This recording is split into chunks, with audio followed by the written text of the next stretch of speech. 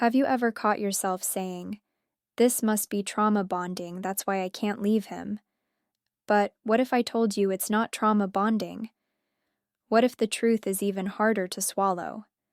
What if you're just afraid to be alone? Hey, I know this might sound harsh, but stay with me. Because in this episode, we're going to unravel a truth that most people are too scared to admit. I'll show you how to recognize whether you're truly caught in a trauma bond, or if it's something else entirely, like a deep, gnawing fear of loneliness that keeps you stuck in an unhealthy relationship.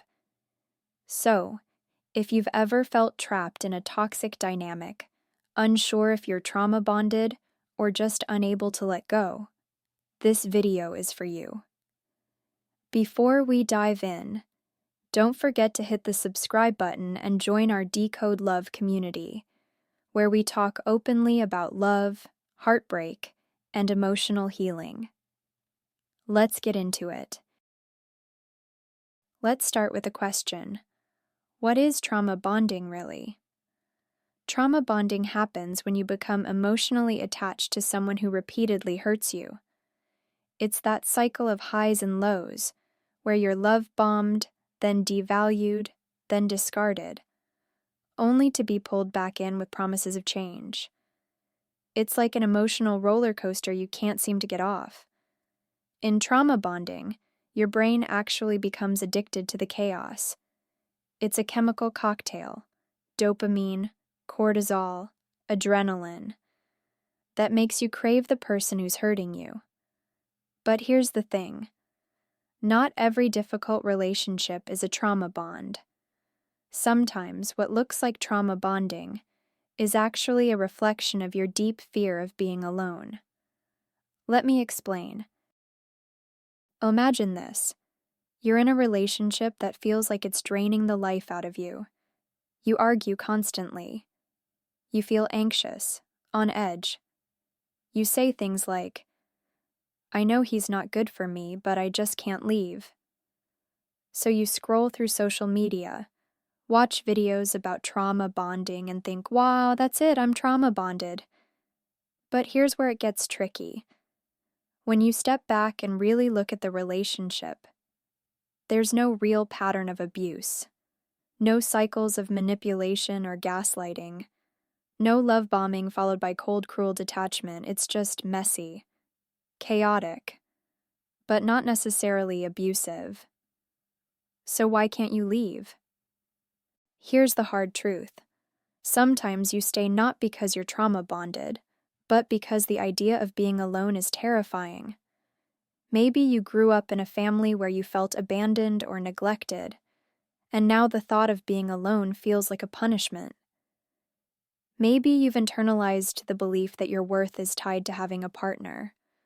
Or maybe you fear the silence that comes when no one is there to fill the void.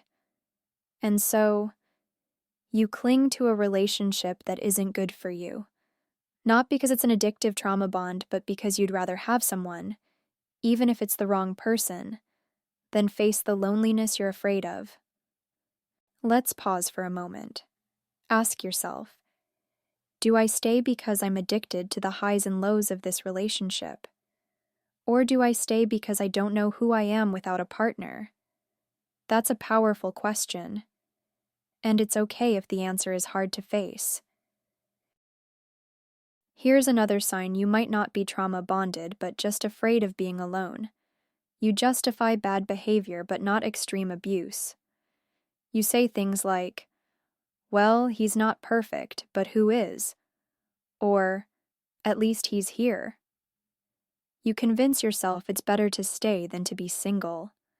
You settle for less than you deserve because being alone feels like failure. And let me tell you something important. This fear of being alone is so common. We're taught from a young age that being in a relationship means you're valuable, desirable, worthy. We see movies and social media that glamorize love, making us believe that being single means you're missing out. No wonder you're scared to leave. But here's the truth no one talks about. Being alone isn't a curse. It's an opportunity. It's a chance to get to know yourself, to heal your wounds, to discover what you want, without the noise of someone else's expectations. It's a chance to break the cycle of settling for less. So how do you know if it's trauma bonding or fear of being alone? Let me give you a quick checklist. If it's trauma bonding, the relationship is marked by extreme highs and lows. You feel like you're either on a pedestal or completely worthless. There's a clear power imbalance. You're constantly walking on eggshells, afraid of how they'll react. You feel trapped, like you can't leave even though you know it's hurting you. You feel addicted to the person, like you need their approval to feel okay. But if it's fear of being alone, the relationship is messy but not necessarily abusive. You rationalize staying by telling yourself it's better than being single. You're afraid of the silence and the idea of facing life without a partner. You stay because you don't know who you are without a relationship. Here's the big takeaway. Not every toxic relationship is a trauma bond. Sometimes it's just fear. Fear of loneliness. Fear of starting over. Fear of sitting with your own thoughts. But the longer you stay in a relationship out of fear, the longer you delay your own healing. And the truth is, being alone isn't the enemy. It's a gift. A chance to grow, to reflect, to build a life that feels good without needing someone else to complete you. If this video resonated with you, I want you to take a moment and ask yourself, what am I really afraid of? Because the first step to breaking free is getting honest with yourself. Thank you for being here with me today. If you found value in this video, don't forget to subscribe to the channel and give it a thumbs up. It helps us reach more people who might need to hear this message. And in the comments below, tell me, what's the hardest part about being alone for you? Let's talk about it. Until next time, remember, you deserve a love that feels like peace, not chaos.